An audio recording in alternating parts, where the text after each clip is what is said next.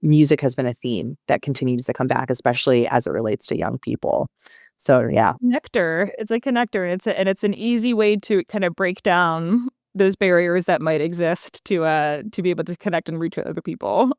It is music programs, but it's a lot. There's a lot more than just music that the programs offer. The music is a way to get them into the door, to get them engaged, but really it's like life-changing kind of opportunities that they kind of get in the program that really is a really cool part of the organization.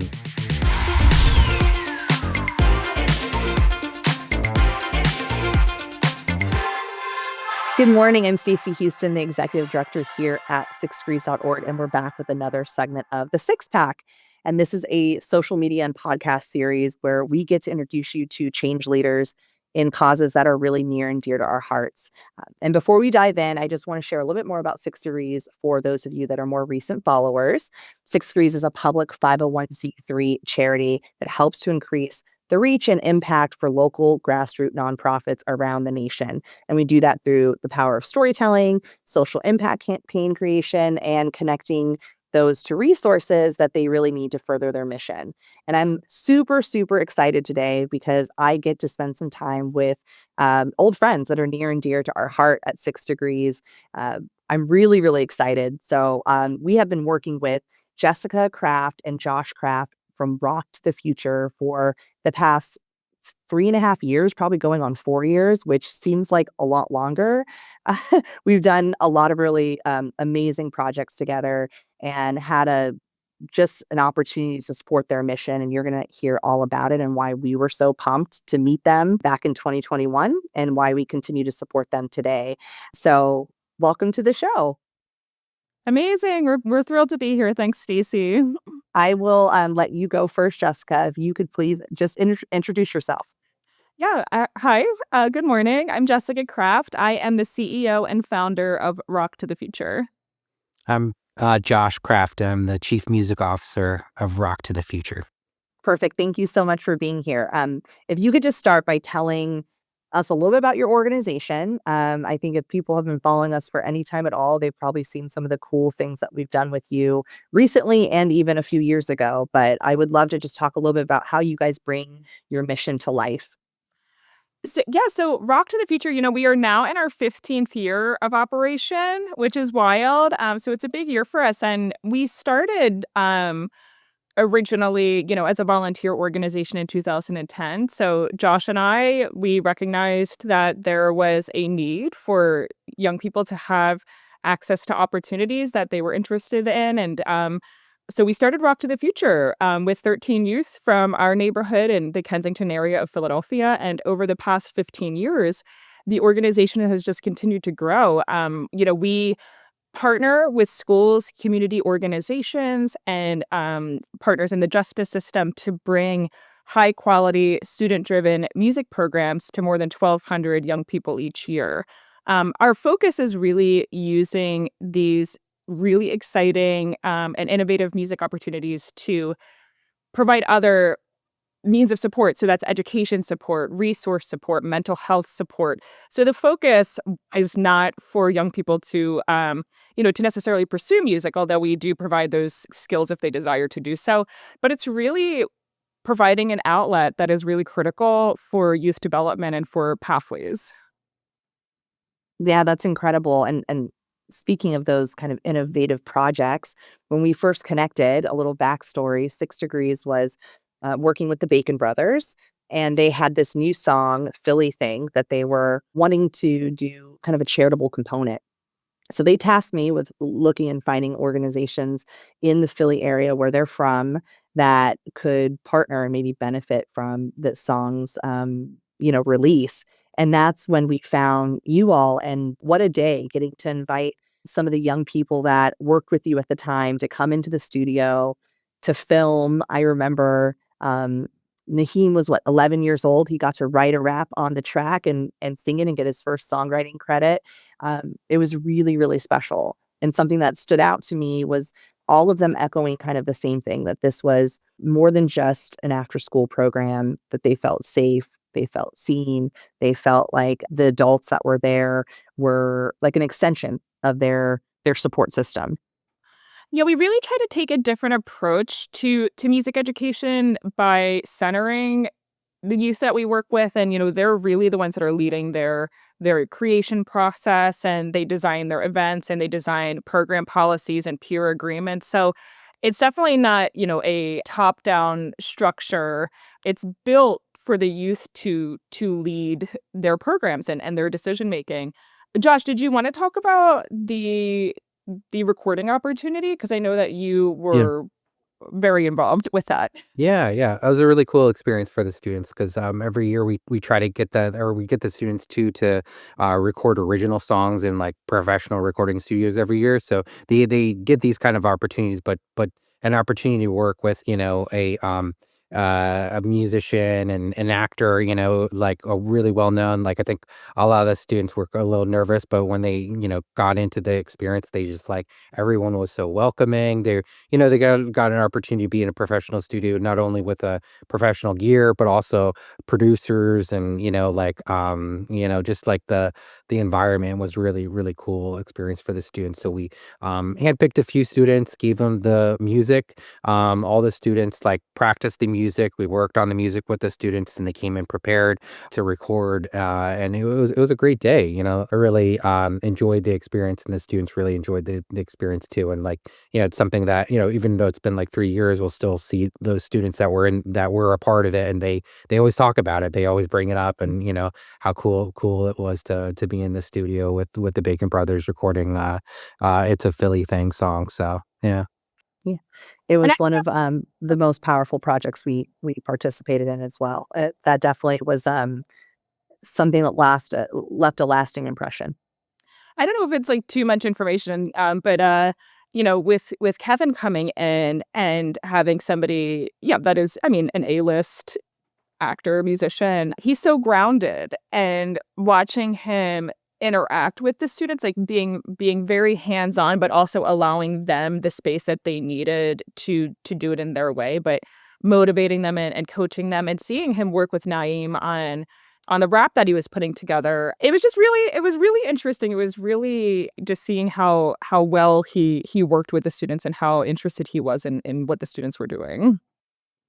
Yeah, I think, he talks a lot about how music has been central in his development as a young person, especially in Philly, so you had this extra layer of growing up in Philly and knowing that music was an outlet of expression and seeing that so many music programs have been stripped away in different areas of the country for young people. So there's I think, a real connection to that, and, it's been kind of a through line throughout the years, although we are pretty agnostic to different cause-related areas, that we can be nimble and agile when we wanna make an impact.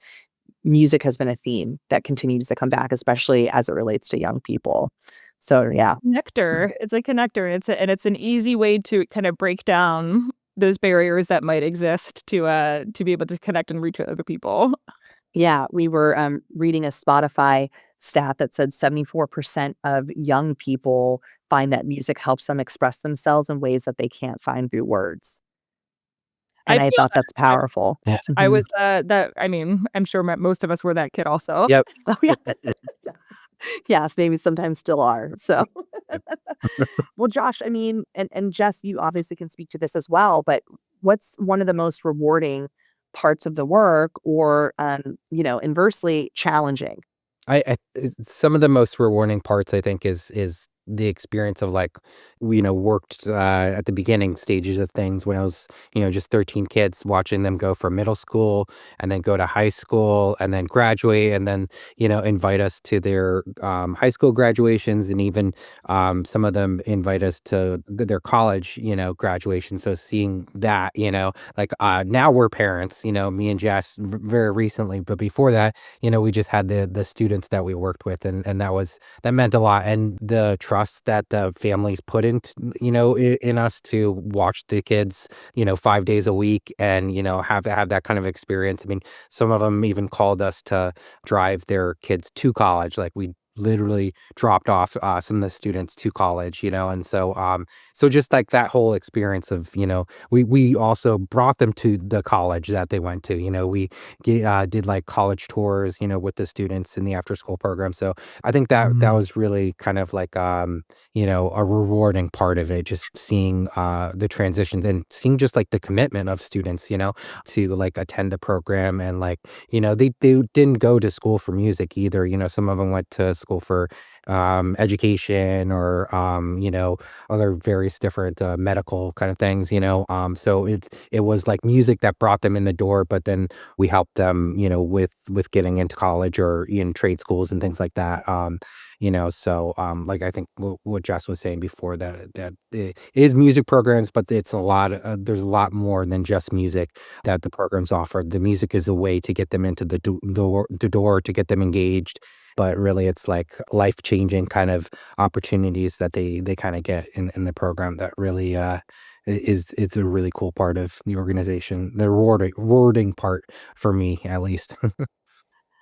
I think one of the challenges that we're having, right now, which isn't necessarily a bad challenge to have, but it's just like, how are we managing growth of the organization? We have spent a long time developing these high quality programs and a really, if I might say, like, amazing program model that incorporates, trauma informed care and restorative practices and the youth driven approaches. And then of course, this opportunity to write original music, perform at really cool venues, and play in bands with your peers and your friends and stuff. So we're receiving a lot of interest, and there's a lot of need in Philadelphia. There's also need outside of Philadelphia, and there's also a lot of other need within what type of mental health support do young people need, as with is particularly with everything that's going on in the world. And then, as there are budget issues, there's other resource needs. And, because if a student is struggling in other ways, then they're going to have a hard time learning. And so, music is an opportunity to to help calm the brain, but also, again, is that opportunity for us to provide other resources. So right now we're deciding what is the future for Rock to the Future, and how do we best address community need through that power of music. That's great, and it's what I've noticed about your work is that you have it seems like a very strong community of support in terms of your board and advisors and even, those at the city level that are engaged in your programming. So it's exciting that you can be thoughtful and really think about how do you best continue to solve what you're solving for, right? And create these solutions for young people, keeping them front and center. I love that. Love a good strategy. Right, exactly. This is gonna be I think, our fourth strategic plan, because I also am very much about, like, getting feedback, getting the community involved with goal setting, and that also, I think, is why how we've been successful over the past 15 years, is because we have vision, we set goals, and they're realistic, and then we work hard, and then we, have been able Achieve to achieve them. them. Yes. Yeah, yeah, you can say that. That's Yeah. exciting. One of my favorite things to ask and change leaders that we talk to is, what brought you to this work?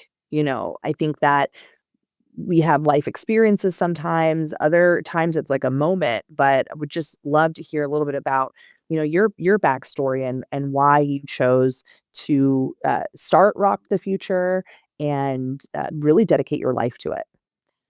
Sure. So, I mean, for me, and I know Josh has a story as well. But growing up, our household was lower income, and we relied on the programs that were provided by the public school system. And I grew up in the Upper Darby School District, which is just outside of Philadelphia. And I started playing music in fourth grade, which was phenomenal. And that was through elementary school that I attended. And you know, being diagnosed as ADHD and having some of the things that come along with that, it was really hard to connect with peers. It's still hard to connect with people, And there's also, anxiety. And then you also have all of these challenges that just everybody has growing up. And it's hard being a teenager. And I remember wanting to drop out of school a couple of times. Music was the reason I kept going to school because I had music class during the daytime. Music was the reason that I stayed mostly out of trouble in the evenings and weekends because I had music programs to go to. And it was what gave me a sense of belonging because I had friends there. Going to college, I studied economics and business, and I worked for a financial services firm after graduation. But my experiences growing up and that connection through music to learning and to friendship, and then the volunteer work that I was doing by being a big sister through Big Brother Big Sister, and also working with a couple of other groups in Philadelphia, just recognizing that kids and teens didn't have those opportunities, and all young people deserve those opportunities, and so that was kind of the catalyst to Rock to the Future. I had the business background, some music experience, and then Josh is the music guy, and so, starting Rock to the Future, I did the business stuff, the fundraising, all of that kind of stuff, and Josh taught the music. Yeah, Josh I'd love to hear your story, Josh. Yeah. So, my story, I guess, starts when I was real young. I grew up mostly with my mom as like a single parent, and she loved music, and she was in like a Christian country band, and our summers we would spend touring like the East Coast, like playing shows and stuff like that, and just kind of loved music and being around it. And then as I got into like middle school and high school, I sang a lot in the different choirs. And then by high school, I, started playing guitar. And like once I played guitar, it was over. I just like loved guitar and played, in bands and things like that. And then my guitar teacher ended up starting giving me some of his students because he had so many students interested in learning music. So started teaching in high school guitar and bass, and just really loved that. And through bands and different things like that. I really loved like creating concerts and events. So I started in high school creating concerts out of like fire halls, grange halls, like farms, different, anywhere I could find a place to do a show, I would like create concerts. And then I went to college for music industry at Drexel because I wanted to just create like more events and be in that kind of management of like concerts, events, touring, all that kind of stuff. So I did that, and I started my own like production company, and I was doing like 3 to 5 shows a week at one point. Wow. Did a couple hundred shows through the entertainment company and festivals and things like that, and we did touring and all that, and that was fun. But I was still also teaching music on the side too. So it was kind of, just that gig market of just like doing all these different various jobs to get by. But, I had a passion for music and being and creating events as well as like music education. And, once I met Jess, we started playing in bands together, and, we just had that like love of music. And once the idea of like Rock to the Future came up, I was all in for that. We volunteered our time for the first few years while we worked 4 other jobs just to get by, working day and night, literally day and night, for Rock to the Future. So by the third year, I think we were able to pull enough to start making something. But it was a lot of work, a lot of passion went into getting this Rock to the Future off its legs. And it's great to see where it is now. It's amazing. So I'm so happy I was a part of the beginning, and be able to, help craft kind of like, our name right there, you know, I was like, pun intended. yeah, the music education part of it. It's been great. I think it was, like, because we were, I guess, 24 when I initially won the $15,000 in seed funding to start Rock to the Future, which seemed like so much money, and it's really Well, not. but it's a good chunk when you're talking about starting something, especially that's volunteer led, right? Absolutely, and I think even more so it's, like, that belief, like, somebody else thinks it's a good idea also. So then you're like, "Wow, somebody believes in me," and then you start doing something, and suddenly these kids are coming back every day, and then they're bringing their friends, and then they wanna come back more, and you're now doing this. And I don't know that we had any expectations initially because, again, early 20s and you're just kind of think, you don't have a lot of responsibilities and it's just been an incredible journey. I mean, to think that you started this at 24 is pretty astonishing because, to to be frank, at 24, I was still pretty selfish, you know what I mean? And not in a bad way. I think that youth, it lends itself to exploring and doing the things that you wanna do and when you start showing up for young people and your whole point is that you wanna build trust and show them that, there are people that believe in them, like that seed fund conveyed to you that they believed in you, then, like, that's a level of responsibility that you have to continue to show up, right? And then that purpose was pushed in that direction, which is really incredible. I think that in this work, oftentimes there can be misunderstandings about our mechanism of action or why we do what we do. And especially when you're doing so many things like we've talked about, right? Like you're using music, but it's a conduit to help and support in all of these other kind of holistic ways, the whole person. So, I mean, is there anything that you wish people understood a little bit more about the work that you all do? I do think that it is challenging. I mean, particularly because we started Rock to the Future, in our own neighborhood, which then grew to numerous other neighborhoods throughout Philadelphia because they reached out to us and said, "Hey, we've heard great things. Do you want to have programming here?" But when you're going into a new neighborhood or a new community and you're starting to wanting to build trust and provide these opportunities for youth there, but you don't really have that trustability yet. I think that's why partnerships are so essential. So everything that we do is through partnerships. We're not going into areas and opening up our own storefront or so. It's really utilizing existing resources that are there. So, we partner with As I Plant This Seed and built and helped build a recording studio in their existing location and working with the youth that they have up in Hunting Park. And we partner with the Juvenile Justice Center in Germantown and then One Art Community Center and Nomo Foundation and then the Juvenile Justice Services Center. So, all of these places reached out to us and said, we would love to work with you. And then we kind of assess, like, do we have the bandwidth to be able to do this? But so I think that that's part of it is like wanting people to, number one, I guess, realize that everything is through partnership. We're extremely collaborative.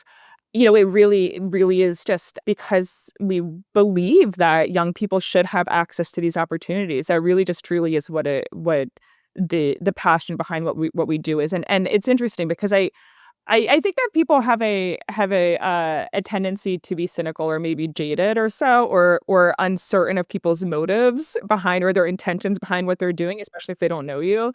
The motivation is just really the belief that youth deserve high quality programs. Yeah. Yeah. I see too, with the partnerships and with the students, it's really like meeting all of them kind of where they're at too, like with the partners, like when you were talking about, As I Plant the Seed, like we tried a lot of different things with As I Plant the Seed when we first worked with them. We started working with them, I think like during COVID. So it was like, we just had a day where we had so many instruments, an overflow of instruments that we just showed up with a big van and like, everyone gets an instrument. So all these kids got guitars and drums and whatever they wanted to have. And then we started teaching, music lessons, their guitar and ukulele and seeing what fit. But really, like the students wanted music production. So once we identified that that's what they really wanted, that was the point that, the partner was like, well, we have this room that's like empty and we've always thought about having a studio in there. That's something that would bring people from the community into this space. And it's not only the kids that are in there, also they've like mentors and mentees, that like work with the students and they'll come in and record and teach the kids how to record and stuff like that too. So it's just like creating like a really cool community space where kids from the community can come and record. Mentees of the program can come in and use the space to record too. So there's always just like music being played on the second level and you can hear it. And, it's kind of inspiring to just come in and know that it's not just our program kids. It's like the community's using this space, and it's, providing a place that they feel comfortable to come in and to record. Yeah, so meeting the partners with the type of programming that's appropriate for their community, and for the students, like seeing what they're interested in, and then developing that program around, what's best for the community. Yeah, I think that's the shared ethos that drew us to your work is we believe that everything should be done in collaboration. Like we are trying to solve as a society, right? Big issues, and we can't do it in a vacuum, and we can't be naive to think that we can do it on our own.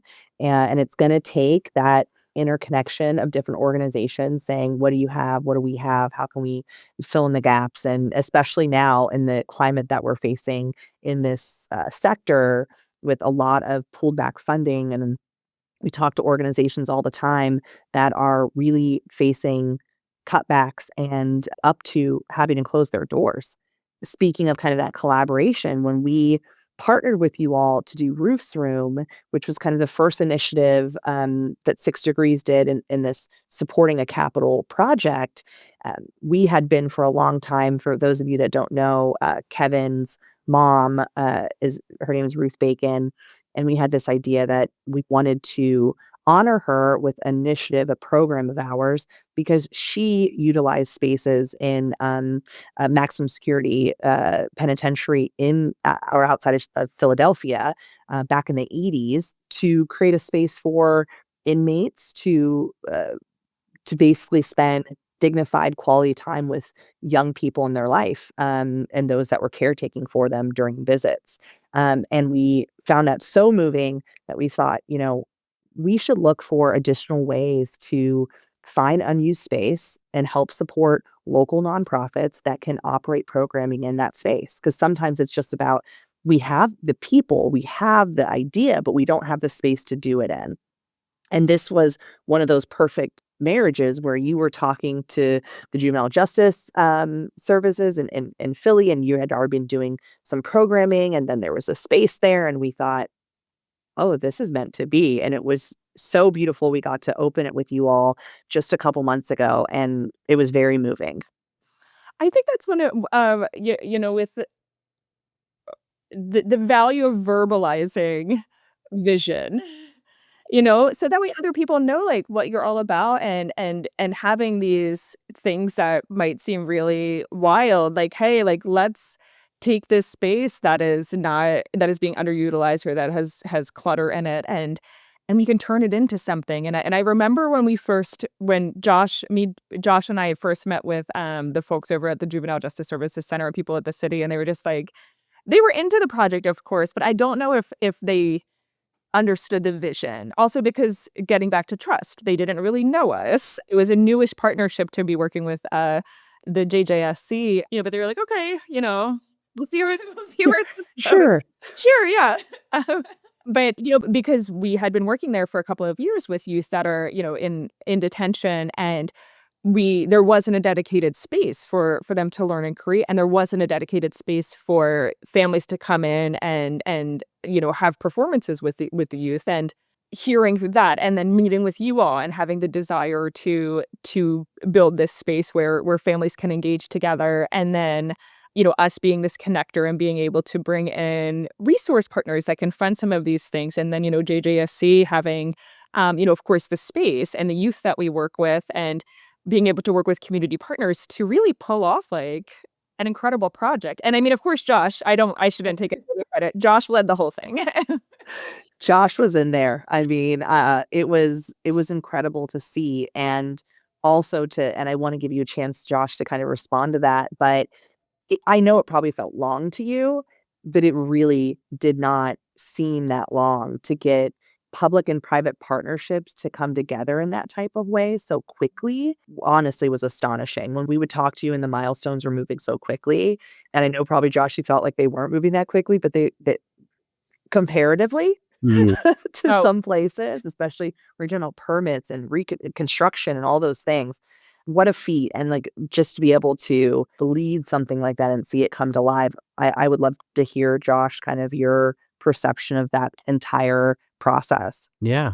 Yeah. So I guess, the starting phase of it was maybe a year and a half at least, like, before, the opening, where program director, was talking about how there was another prison that had like a studio, in it, and, he was just like talking about how this would be so cool for the kids. He was showing me like these like dirty closets that we could turn into a space and like, just like really like, small rooms. But then eventually he showed me the library, where we did like, turn the library into this like, roost room. The library was hasn't been used in like 10 years. Honestly, they just had like piles of boxes of books that like they haven't even opened these boxes, and they're just stacked on top of each other. There was so many boxes. It was crazy. But so that was a project in itself, just like looking at the space and then envisioning like what we could do with this. We wanted to have like an isolation room, which, they had a closet that had a bunch of stuff stacked in there. But we visioned that this could be like a recording booth, an isolation booth for the students. And then we would have to cut and make like a mirror, or, like a, glass, and then just talking about the design, having a stage for the students to perform inside of this room. So I worked with interior design construction company to like make like a blueprint of like the room, and then itemize how much everything would cost, inside of the room, presenting that to the JJSC. And then, once we got to that point, then it was like a lot of meetings about, you want to make sure it's detention grade things, like that a kid can't break Safety. something off, Yeah. destroy things or whatever could happen. We just wanted to make sure that it's safe in that room. So then we had to kind of go back and redesign things. I had to do a lot of talks with the contractor, interior designing company, just on like what realistically we could do in that room, because we did have a really big vision at first. But then we had to kind of center things down to something that's obtainable. We also brought in a fabulous painter, that like really just Muralist. muralist, yeah, Mhm. that just like did a really amazing job Yeah, in there. painting pretty, painting Painting pretty. pretty? Yeah. Yeah, Yeah. Wendy is, like, incredible, so, that was a really big highlight too of the project. So, just working with some, great, like, local, companies that, really just, like, understood what we wanted. And, they had their own stories too. When I talked to them, they're like, "This is really hits home with me," and they would share their stories about things and family and stuff like that. And, it was nice because I really got to know, the contractor. I feel like the Yeah. interior designer, I was on the phone with her, like, every week, All the sometimes time, right? twice a week, just like, "Oh, this is the recent update from, the building about this permit," or "We can't do this, we need to change this part of things." So there was always, like, kind of evolving, but we stayed, like, in budget as much as we could, with it.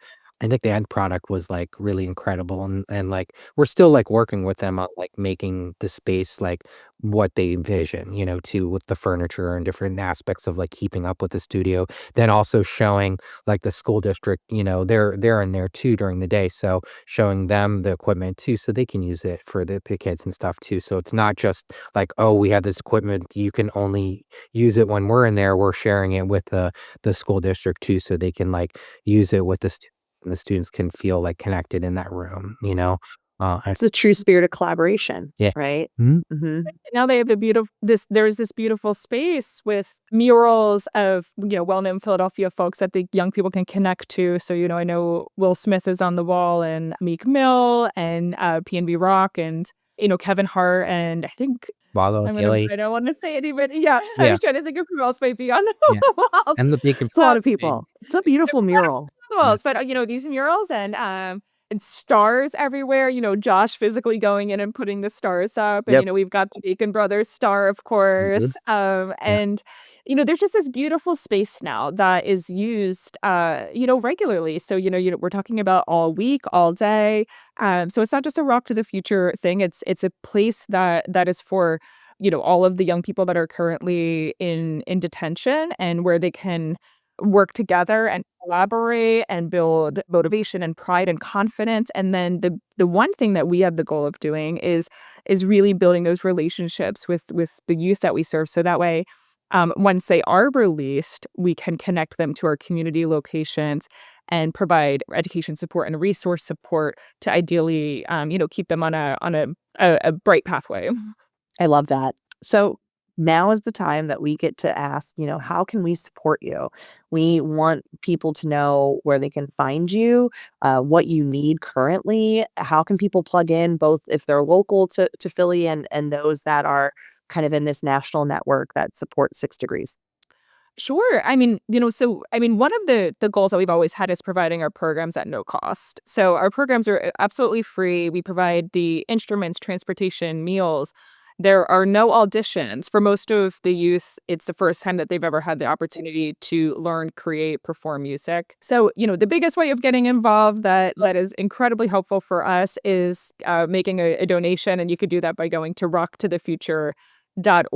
We have volunteer opportunities also for those folks that are local. That could be working within education support, music support. We do have committees if you have professional skills or community engagement skills that you would like to utilize. And then we do accept instrument donations, and just being also an advocate for what we're doing, because one of the ways that we've been able to grow the organization is just people sharing our mission with other people. And that is incredible because, it really has that ripple effect of bringing new people in. And that's what helps us to provide this opportunity for more young people. Anything to add, Josh? No, I think Jess kind of touched on all the all of everything right there. We'll make sure that we put those additional details in the show notes. Thank you so much. I know that you all are in the work and just doing so much day to day. So just to take a little bit of time out of your schedule to spend with us and to share your story and why you do this work, I think is really important. But we also are really honored that you would choose to spend some of that time with us. And we appreciate you, and we're really excited to continue to support you guys in all you do.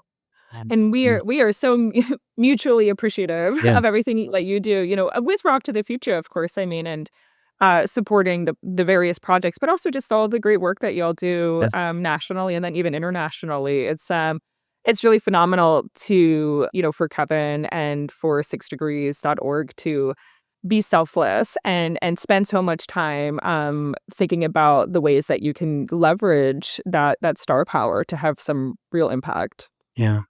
Echo that. We appreciate that. Thank you again for today. We'll talk soon. Thanks, Stacey. Bye. Bye. Bye.